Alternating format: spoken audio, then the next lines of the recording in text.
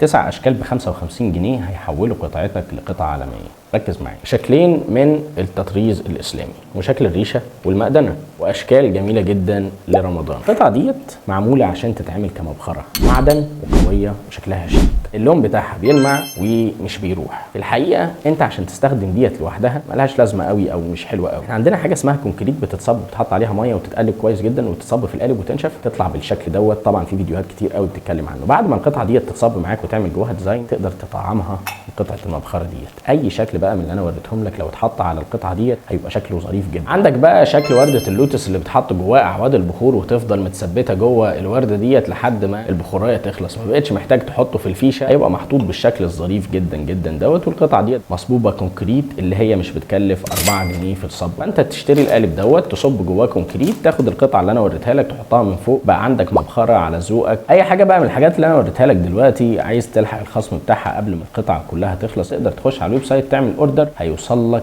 بعد 3 ايام، ولو انت بره مصر هيوصل لك في 7 ايام. الحق بقى العروض اللي احنا عاملينها دي واستفيد بيها قبل شهر رمضان، لان الحاجات دي مفيده جدا في رمضان.